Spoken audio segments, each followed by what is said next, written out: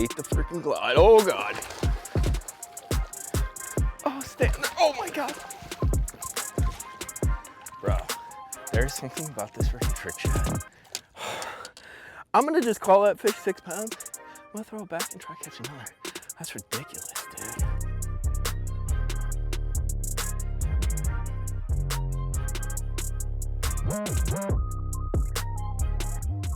So we're gonna start this video super simple. Mike Buka is one cool ass dude. I don't know if you guys have ever met him. Bull Shad Swimbaits. He's a super nice guy. He's been in the biz for ages and basically brought, I would call it like swim baits, kind of that underground swim bait culture to the forefront and made it like consumer access. One of the first guys making these jointed swim baits. I finally scored one of these guys. He's been dropping them on kind of like limited releases. It's the Bull Shad Trick Shad. Basically, it's their version of that choppy kind of all-dimensional glide. You can burn it, you can reel it, you can chop it. And what we're gonna talk about today is chopping it. That's something I like to do late summer into fall. And with all this bait rising, a lot of times we're throwing small baits, but you have that big bait kind of in your arsenal, in your holster to go ahead and chase them. But the problem I find is, especially with this chop gliding, you need the bait weighted in a certain manner, and there's ways to do it wrong and there's ways to do it right. I'm no expert. My buddy Jacob Wall taught me how to do this stuff, so full credit goes to him. He's the BPT angler. He's into, you know, the KGB, all like the snazzy kind of underground swim baiting stuff. So he kind of showed me how to do it, and what I do is a little bit different than the weighting he does. So basically the goal is we want to be able to fish this thing like a jerkbait, right? You throw it out, you sink it down to whatever your depth is, 6, 8, 12, 15 foot, whatever. And once you get it down, you're using your rod tip with slight twitches to basically make this bait dart back and forth in this sort of erratic action, just like a jerkbait. And what's really cool, I've caught some great big ones on this trick shad. I've only had it for like a week and a half. I caught a couple 7-pounders on it, but what's neat about this one compared to some of the others, I love my Chad Shad, my bait Sanity, Chimera. This one really turns back towards the fish. So it actually like turns and looks at the fish and then cuts back if you make like a hard snap to it. It's got kind of a unique action. It seems like these bigger ones like it, but back to the point. So 3 ways that I'm gonna weight this thing to sink it down and do this chop gliding. The first one is the easiest, and the golden rule across all of these is do not overweight the bait. If you use forward facing or you're just really into swim baits, you're gonna find that if you overweight these baits, there's this fine line that you can kind of crawl up to, where if you overweight them, the fish do not respond to them whatsoever. You gotta weight them just enough to get them down and kind of keep them down, but not have them going sinking like 3 feet in a second. It screws it all up. So the first way is really easy, and I did it with this one already. There's big old triple grips on here. So these are like 1/0 triple grips. The hook change is one of the simplest ways that you can weight these things down. Get you some big hooks. A lot of swim baits will come with lighter hooks because it gives them the most kind of mobility in their action, allows them to swing out, do all these cuts. That's great when you're fishing shallow, but when you're fishing deep, you gotta figure out ways to kind of add weight to it. Big hooks are the first play, and frankly, I catch mostly big fish on these things. I'd rather have a set of big danglers and big gaffs on there to hook them up. So first thing, switch to some heavier gauge, like 1/0, maybe even 2/0 in some situation hooks to sort of give that bait that nice hover. The other trick with switching the hooks is a lot of this weighting relates to parallel weighting or weighting the head, so this bait falls evenly. It falls parallel with the water column, with the water surface. You don't want this thing going nose down. You don't want it going back. You want it falling like that. With 2 hooks, you're distributing that weight and making it kind of even. Okay, the second one.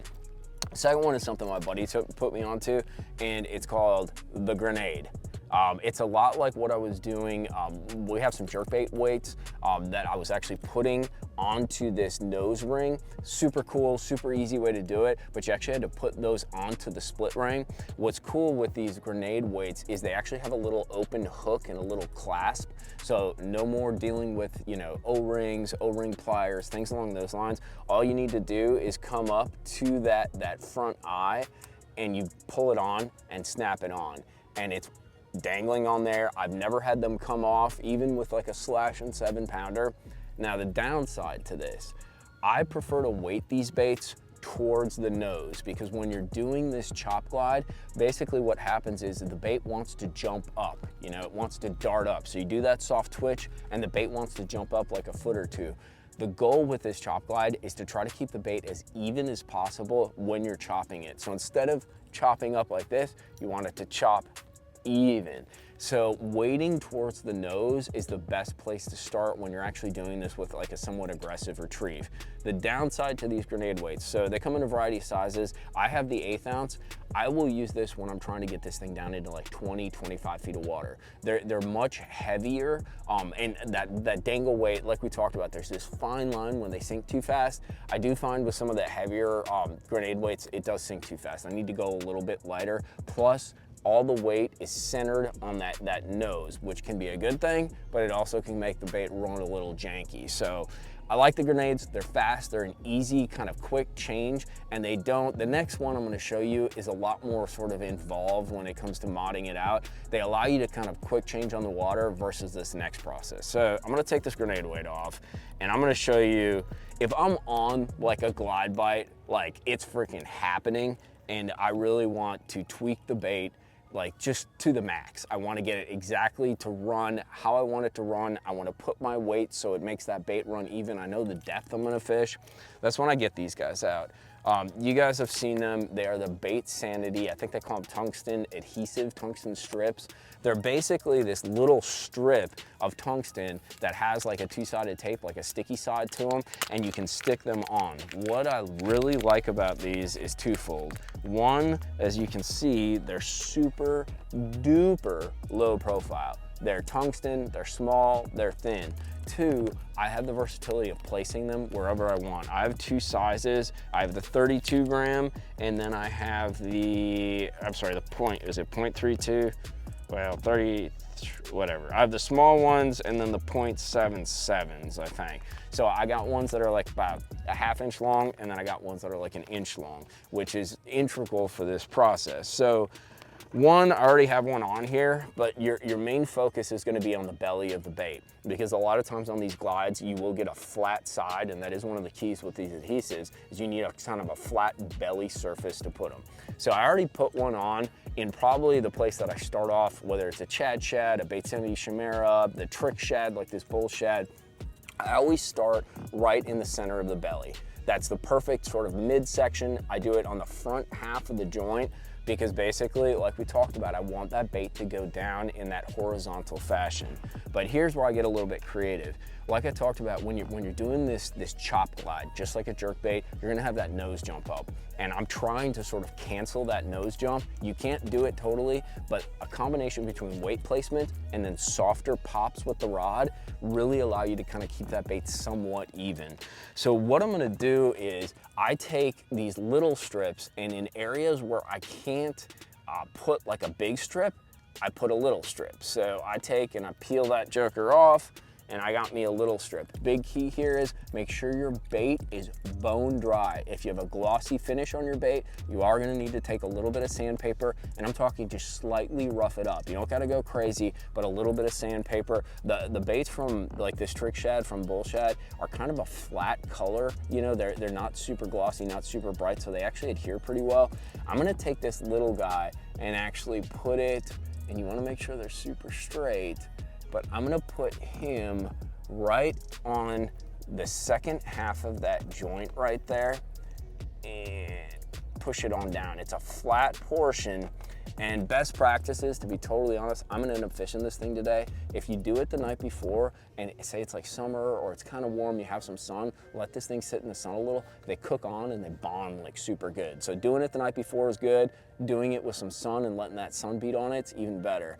But I'll start with that middle, and then I'm gonna put one there. Then what I'm gonna do is I'm gonna take one of my longer strips, these 0.77s, and I'm gonna try to weight this nose down, because like we talked about, the nose and keeping that thing down is really the key to getting some of these bigger fish to close, because you keep it in their face, you keep it horizontal with where they're at. So I'm gonna take one of these longer ones, peel the two-sided tape off, and right on, usually on most of these swim baits, right on the neck of the swim bait under the gill plate, there's another flat space. So I'm gonna go ahead and seat one. Like I said, try to make these things as straight as possible, because it's all gonna make your bait run just more even, and then line it up and then just give it a press. So that's gonna be right on that neck of the bait. Right now we got 2 1-inch strips and 1 short strip. And now what I'm gonna do, and once again for keeping the nose down, I'm gonna take 1 more short strip and I'm going to apply it on this guy. I'm gonna put it right towards the nose. Just one of these little smaller strips, and slide this thing on. And like I said, the goal of this is to really keep that nose down, but also allow us to get this bait, you know, 6 to 10, 10 to 12, 10 to 20. This setup specifically, I've been using to access probably like 18 to 23, 24 foot of water. That's been kind of my mainstay. It does pop up a little bit. It's not enough weight to really get it down there and jack it like all the way back, but it's enough to get it down there and just kind of dance it over these fish. And for the most part, these fish rise to the bait. You know, just like they would that dangle minnow, jig-headed minnow, you're staying above their heads and drawing them up. So you don't got to get down to 25. You just got to get down there like 20, you know, 22, and then draw them up. And that's why it's key to keeping that bait kind of even running so it doesn't jump up to 15 foot of water and these fish don't see it anymore. So I'm gonna put another one. I just attached it. You can see they're all kind of parallel. They run down the belly of the bait, and that'll allow me to get that thing down, sink it down. Setup wise, I'm running this thing. This is an OG rod that Mike Bucca recommended. I know he has a custom one now, but it's a Dobbins. This is a 795 Fury.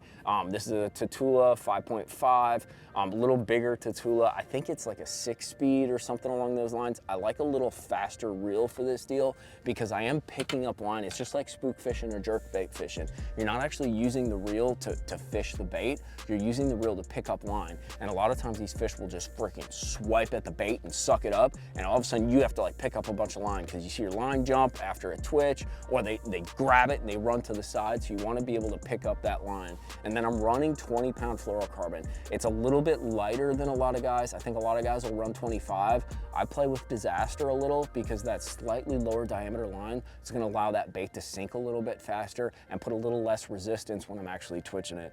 But that's my chop glide setup. I'm super stoked about this trick shad, dude. It's badass. It's super versatile, just like everything freaking Mike Bucca makes. But it really has been, I've gotten these fish to like really respond to it out here. I'm down in Florida, dude, screwing around. But compared to like a Chad Shad, even my Chimera, which is usually kind of the sneaky bait that I use down here, this trick shad has really kind of stood out. Plastic tail, I think it comes in like around 2 ounces or so. It's like about 7 inches, 6.5. It just has this nice little glide and this look back when you twitch it, dude. You get it to go forward and then it turns back to them. And I think there is like something key to that when you're dealing with these fish following the bait and getting them to try to close the deal as they kind of rise to group up on it. But if you guys got any questions or any tips or anything for me, drop it down in the comments box. Like I said, tungsten strips, hooks, and then you can also use those grenade weights. You just gotta be careful about how heavy you go because you're setting up that weight kind of usually in one place. You can put them on 2 hooks, but it's usually a lot more weight than just using the strips or the hooks. You wanna be less is more in this situation. But check them out, that's the Bull Shad. I'll put links to all this stuff down in the description box at Tackle Warehouse, and go play around with some glides, dude. You catch some great big ones, you see some giant fish follow you to the boat, and this thing allows you to fish it a little bit faster, whether you're burning it or whether you're chop gliding it. You can access some deeper water columns where they really haven't seen these as much.